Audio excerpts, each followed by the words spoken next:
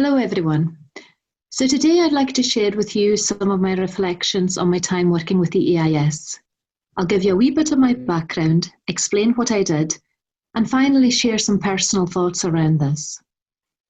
On the 22nd of October last year, I got a secondment from my post as an additional support needs teacher in the Western Isles to work full-time for the EIS as an organiser project worker. The EIS had secured and matched funding for this project, which had a specific focus on engagement with our nursery and early years teacher members. I believe that as a union, the EIS is seeking to foster a culture of engagement with our members. To facilitate this, we first of all need to really understand who our nursery early years teacher members are and find out what's important to you. We have to communicate the values and goals of the EIS. This is who we are, and this is why it's important for you to actively engage in your union. I also felt it was important to create opportunities to actively listen to you. We actually do want to hear your voice, and what you say matters to the EIS.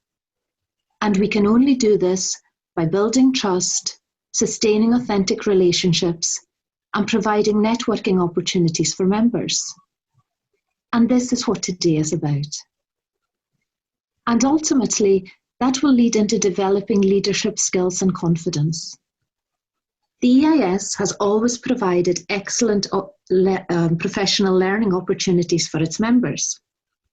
Providing bespoke opportunities for our early years teachers will in turn develop members' ability to self-advocate, so that you can share your voice for the early years sector in meaningful ways. All of this sits within the organising model that is central to our union. I believe that if we are to empower our nursery teacher members, we must communicate that we recognise that you are the experts in your field. You know the challenges and you know the solutions.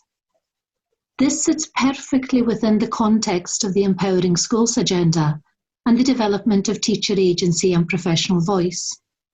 So the timing of this project really fitted in with those educational initiatives. With this in mind, I set out to make contact with all the EIS local associations in Scotland. Now, the aim here was to map where we were nationally with regards to the numbers of teachers working in the early years sector. And from those initial contacts, I then reached out to teacher members to arrange meetings where possible. I was aware at that time that nursery teacher numbers had been cut in Scotland. However, I wasn't aware of how drastic those cuts actually were. The figures for GTCS registered teachers working in the early years sector have decreased year on year. In September 2019, there were 792 full-time equivalent teachers. However, this figure did not represent the actual number of teachers working with children in early learning and childcare settings. The rescinding of Schools Scotland Code 56 in 2002 and the resulting changes in the employment and deployment of teachers in the early learning and childcare workforce has meant that there are some early learning settings where children do not work with a teacher at all. And devastatingly, despite the Scottish Government's commitment to the expansion of the early years sector and the challenges around workforce recruitment, that number has been further reduced in this year's budget cuts. Almost all local authorities in Scotland have moved to a peripatetic model, and in at least one authority, there are no nursery or early years specialist teachers at all. I remember feeling that it was as if I was completing a paint by numbers of where we were nationally, and the wonderful nursery and early years teachers I spoke with kindly shared their experiences, learning and resources. They were helping me make sense of our early years sector landscape. It was abundantly clear to me from the outset that nursery teachers are and have been tirelessly working to enrich children's lives and support colleagues and practitioners in early years settings. Members shared that they could feel quite isolated, and there was a real lack of understanding even within the teaching profession around what it was they actually did. And I can say, in all honesty, that I was one of those colleagues. Although I have been a teacher for 25 years within both the primary and secondary sector, I have not worked in an early years setting. So I really was on a massive learning curve as I spoke to colleagues. There were several things that struck me immediately from these conversations. The teachers I spoke to were very experienced and demonstrated incredible passion for the work they do. They had expertise, and central to their pedagogy was the child.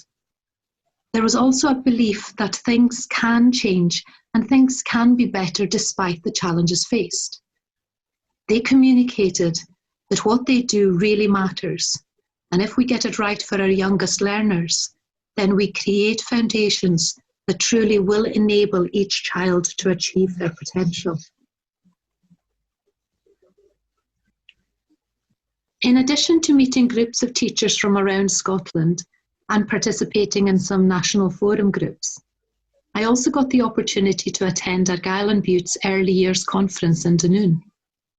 The theme of this event was, "We are connected, curious and creative," and they certainly were.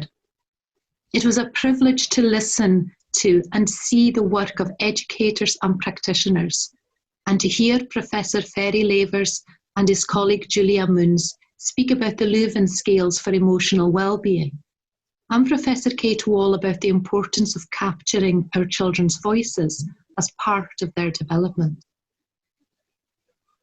So I suppose the thing I've learned the most from my time working on this project is that our early years sector and the teachers within it really matter.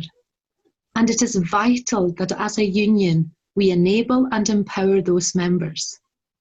If we can get it right for our teachers, then it follows that we will get it right for our youngest learners. And then we actually can make a difference. If we are to achieve this, however, we have to stop losing our most qualified and experienced staff from the sector. When local authorities want to make further cuts, we have to stand up collectively and say no. We need to work nationally to ensure that we redress the current trend in removing nursery teachers from the early years sector entirely. This is how we will ensure that Scottish children really are being given the best possible start. The task is daunting. How do we actually communicate that enough is enough? How do we ensure that our youngest learners still have teacher input as we move forward? How do we keep fighting? When I am faced with tasks and challenges that appear impossible, I often think of Callum MacLeod of Raasay, and I say, if Callum can build a road, then I can do this. For those of you who don't know the story, after decades of unsuccessful campaigning by the inhabitants of the north end of Raasay for a road, in 1964, Callum decided to build the road himself. Over a period of about 10 years, he constructed 1 3/4 miles of road between Brochel Castle and Arnish, using little more than a shovel, a pick and a wheelbarrow. So, if Callum can do that, then we can work together. We can support each other. We can use our collective voice. We can engage and build our own roads and networks towards a better future for the early years sector. We can make a difference. I would like to say a huge thank you to everyone I have met and those I have still to meet who have helped me with this project.